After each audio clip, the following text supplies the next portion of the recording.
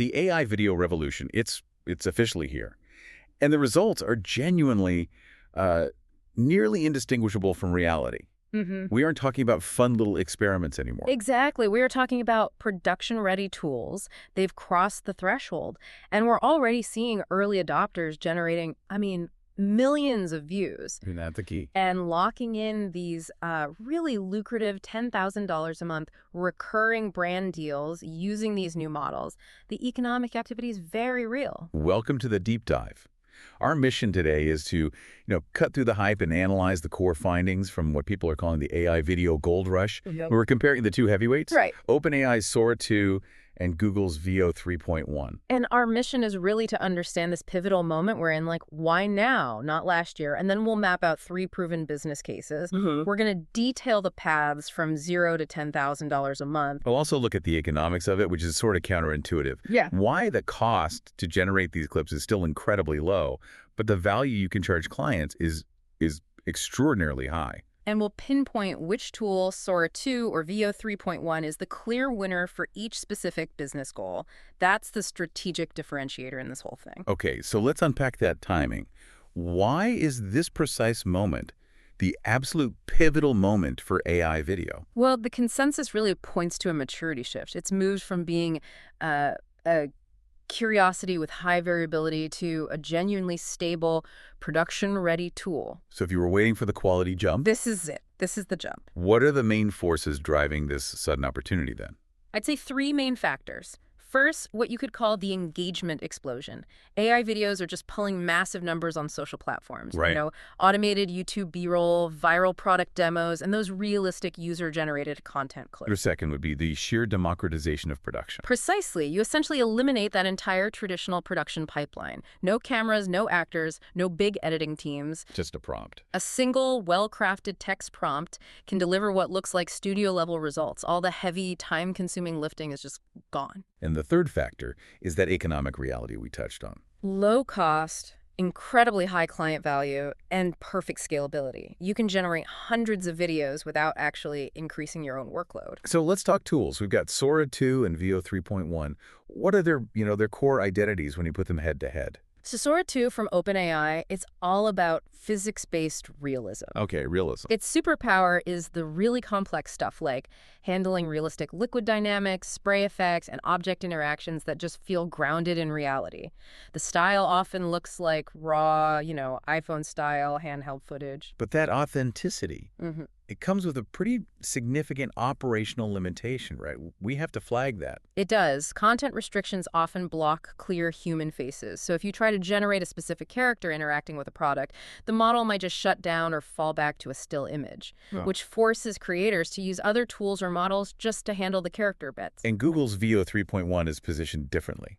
Veo 3.1 is all about cinematic control. Its unique superpower is first frame and last frame control. That's huge. It is. It's huge for precise transitions and, deliberate directed storytelling.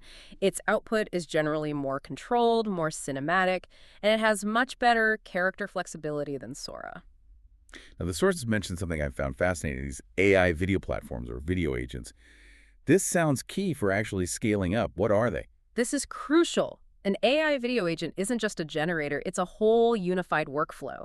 It takes that old pain of manually piecing tools together. One tool for the script, another for the video. Exactly, another for the music. And it automates all of it. Scripting, dynamic music, complex editing, subtitles, all in one automated process. So if someone listening is just starting out, what is the fundamental difference they really need to internalize about these two? One is for realism and physics. The other offers precise cinematic direction for storytelling. Let's pivot now and apply this to the first major revenue stream. Business case 1, creating viral short-form content. This means monetization through creator funds, but more importantly, those high-value monthly brand partnerships, the AI influencer deals. Yeah, for this you need maximum watch time and repeatability. So we looked at the head-to-head tests for typical viral formats. Take those, mesmerizing ASMR glass-cutting clips. That seems counterintuitive. I mean, if Sora 2 handles physics so well, why did it lose the glass-cutting test to Veo 3.1? It was a failure of material complexity. Veo 3.1 was the clear winner because it produced these clean, realistic cutting effects and smooth, detailed shard scattering. Sora 2, surprisingly, just struggled with the rigid material of the glass. So it's great with liquids. Brilliant with liquids, but complex material shattering proved to be a weak spot. Veo 3.1 also dominated the other viral trend tests, right, like the creative beds and ocean transition formats. Yes, and that just highlights that critical advantage of Veo 3.1's cinematic control, that first frame and last frame function. Imagine you're directing a high-budget transition. You set the absolute starting shot, say, a character's face, and the absolute ending, shot a mountain landscape, and the model just calculates the perfect, smooth cinematic sequence between them. That level of directorial precision is why it wins viral storytelling. Precisely. Though it is worth noting that the character test, creating a recurring mascot like the Tanuki Bro, that was a tie. Oh, interesting. Yeah, both models produced strong, natural character animation, which is great news for anyone on that AI influencer path. So the path to 10,000 a month here is pretty clear. Establishes sticky, unique character, post consistently, and land those recurring brand deals. Absolutely. The money is in the repeatable content and the recurring partnerships. So how does Veo's specific first and last frame control give creators that significant edge in viral storytelling? It grants precise directorial power over the transition from one scene or idea to the next. Okay, moving on to business case number 2, branded content and client services. This is all about serving businesses that need constant, high-quality material. Like product demos? Exactly. Realistic product demos and authentic-looking user-generated content, or UGC. I have to admit, I still wrestle with prompt drift myself. Yeah. That's my vulnerable admission for the day, especially trying to nail that perfect photorealism. Oh, yeah. Trying to keep the condensation droplet size consistent across a 30-second clip can be a nightmare. Prompt drift, when the AI just starts to ignore your detailed prompt over time, is a huge pain point. But you're right to point to Sora 2 here, because its physics foundation is the solution. And when the labs reviewed the product demo tests, like the fragrance launch and the energy drink Sora 2 was the consistent winner. The difference was profound. I mean, just profound realism. Sora 2 captured these realistic spray effects, perfect liquid dynamics pouring from a bottle, and crucially, hyper-realistic condensation on the drink can. That tactile quality. Yes. The core insight is that Sora 2's physics-based rendering makes products feel high-budget and real, almost palpable. And we know user-generated content is just gold for brands. They are desperate for authentic, handheld testimonials that don't look overly produced. And this is the second clear win for Sora 2. In the UGC test, a testimonial for a perfume Sora 2 delivered that essential handheld raw feeling that brands need for social ads. Whereas Veo 3.1 was too polished, too cinematic. It just lacked that essential, authentic influencer aesthetic. That realism, it allows for a brilliant pricing strategy. You can offer monthly packages, say 20 custom UGC ads for $500 to $1,000. With profit margins over 90% because your production cost is mere dollars per clip. That's the power of the scalable AI creative agency. You're selling the guarantee of realism. So why should a client pay hundreds for an AI video when the generation cost is only a few dollars? They pay for high-fidelity physics and realism that guarantees a professional, high-budget product aesthetic that converts. Okay, the third path.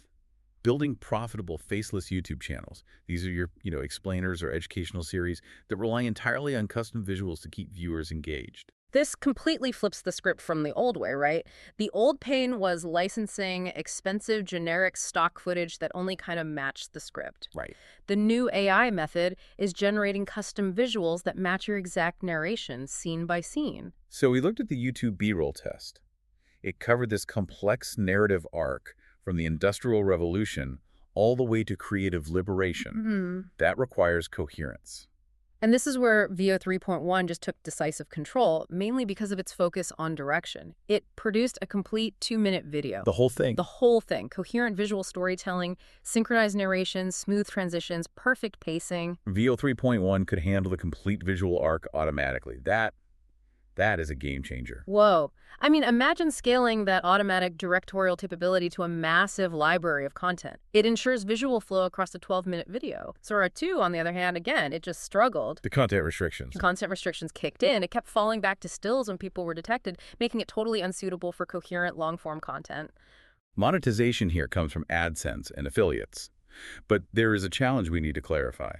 Token costs. What are those? So token costs basically represent the computational power you're using, You're charged per frame or per second for the generation time, and those costs add up fast when you're generating, 100 minutes of long-form content. So tracking your ROI is paramount. You have to make sure the ad revenue from that custom B-roll significantly outweighs the cost of generation. Absolutely. You can't afford to make content that doesn't pay for itself. The source has laid out a pretty clear $0 to $10,000 a month roadmap.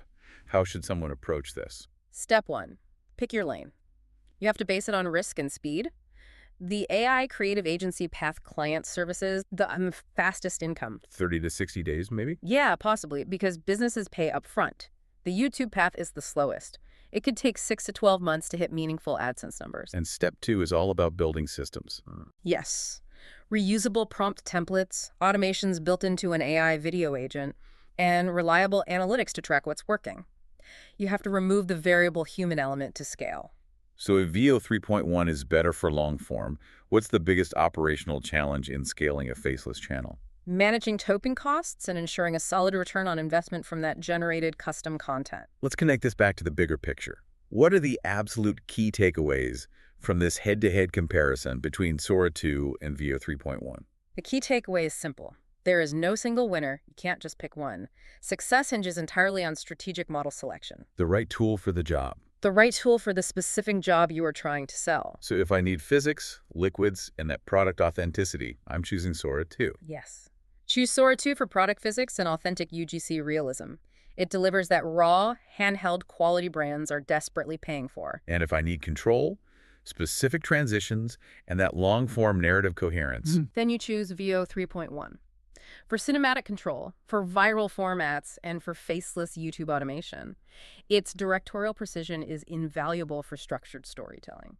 The source material focuses heavily on the year 2026 as the time frame for this gold rush. Why is that specific timing so crucial? I think we're just in the sweet spot of early adoption. The models are vastly improved and stable. The integrated platforms, the video agents, now handle all the complex automation. So the window is open. The window is open before the market gets completely saturated and competition drives pricing down. And beyond the tools themselves, what are the critical success factors moving forward? Creativity is queen.